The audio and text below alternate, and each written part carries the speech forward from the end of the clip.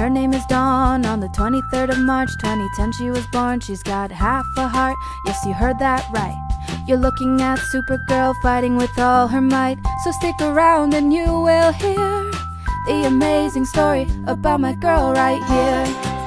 Hey everybody, and welcome back to Archer Adventures. If you are new here, my name is Jade-Marie and I'm the mother to almost 9-year-old Dawn-louise.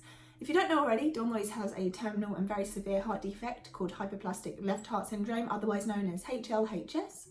You can learn more about this in our previous videos. If you go to the playlist Heart Month, you'll find all of the ones from this month there. Make sure that you subscribe and hit the bell to keep up with the rest of the videos, as we will have one coming out every day this month. So in today's video, I want to talk about NG feeding.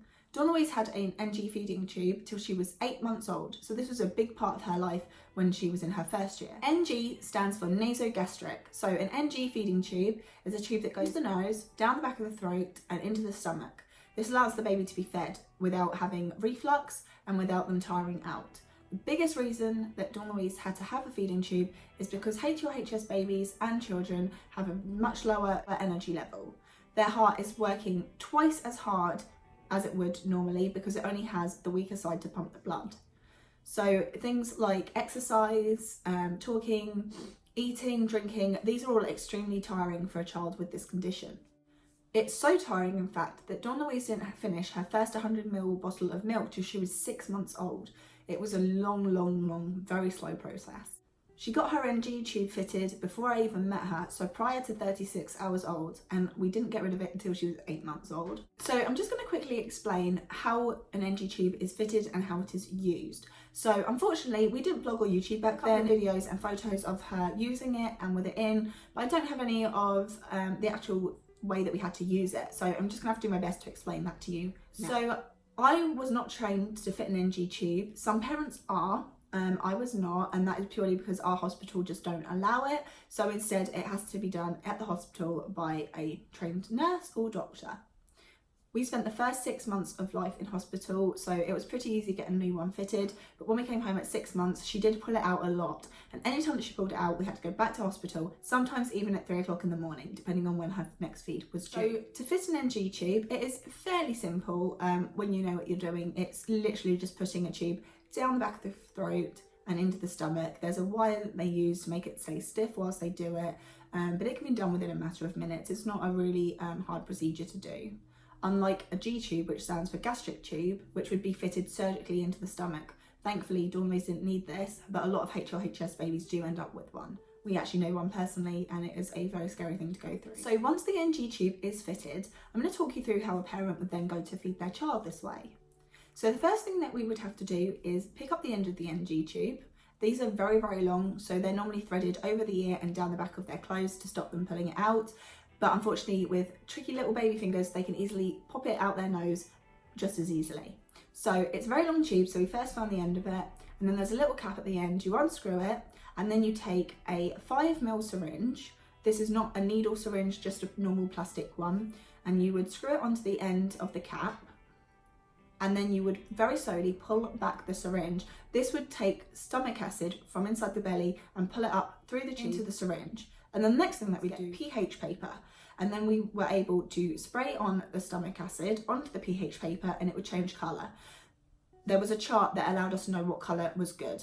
The problem is, NG tubes can even end up in the lungs. So if you do not test it on pH paper, you could end up drowning your baby. It's an extremely scary thing to think about. So all parents that end up doing NG feeds have to be trained in how to do it correctly and how to do it safely.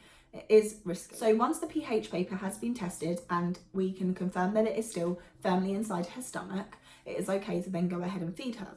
So we unscrew the 5ml syringe, and then we screw on a 10ml syringe. The plunger is taken out before it's screwed in so that we're not pulling back anything. It's left empty. Then we take the bottle of milk and we pour it into the feeding tube. And then you hold it.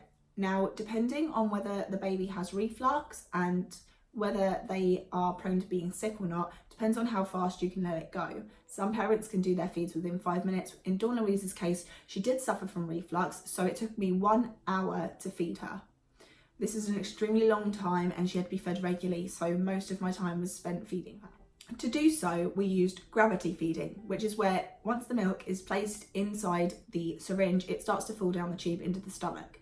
The higher up you hold it, the faster it will go. And then the lower you hold it, the slower the process of feeding. So we did this to stop her from being sick, as unfortunately, she really struggled to keep milk down. In fact, when Dawn-louise was trying to bottle feed, they had to lower her feed down to just 2 mils an hour. Because the 5 mils they gave her previously had made her sick. Just 5 mils of milk had her throwing up in pain, gasping for breath. And it was really scary to watch her go through that. Now, feeding is a real struggle for any heart parent, because with HLHS babies in particular, they really need to stay at a stable weight because they have trouble putting weight on or utilising their calories, getting enough calories in, and they also can't burn off the weight that most people would because of their low activity levels. So you need to keep them in a really perfectly healthy state. You need to make sure that they're not too big and they're not too small. Too small, they could get sick, malnourished, their medicine wouldn't match up because the medicine is adjusted as to what their weight is at the time.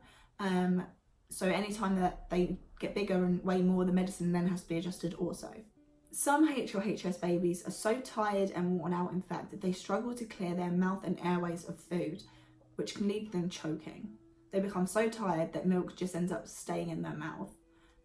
They could choke, and it is really scary to have them go through that. You have to keep a really close eye on them when they are feeding, whether that is by bottle or NG feeding. In Dawn-louise's case, we saw a dietitian for over a year trying to make sure that she stayed at a good healthy weight, that the milk that she was given was correct, and that she was weighing what she needed to weigh for surgeries, because unfortunately a baby has to wait until they are the right weight to have some surgeries, because if they are not the correct weight, it puts their body at further risk of not making it through the surgery. So weight is a real struggle, and it's also really important to keep a track of. When Dawn-louise was a baby, she was being weighed every week when she was a baby to a toddler, and then every fortnight when she was a toddler to a child, and then every 6 months when she was a child to, well, she still is a child. She still gets weighed every 6 to 9 months, unless obviously there's cause for concern, and then it's done sooner.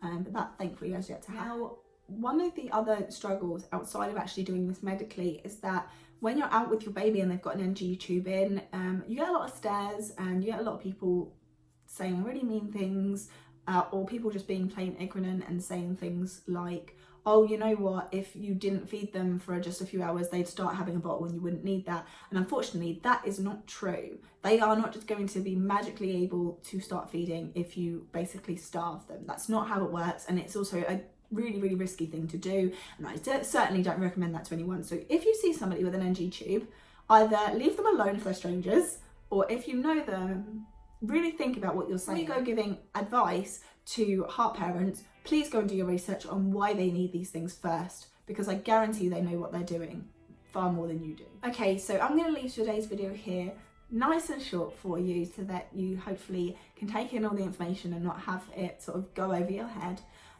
Tomorrow we'll be back with another video, so do subscribe and we will speak to you then. If you have any questions about this, you can link them below. At the end of the month, I'm going to be reading out and answering every question we've been asked. There's already quite a few of them, but so any things that may have been missed, I will add in the last video, and it gives you an opportunity to watch the videos, and if you have any questions, get them answered before the end of the month as well. But I really appreciate your time and you taking the time to watch this and learn more about my daughter's journey and her struggles.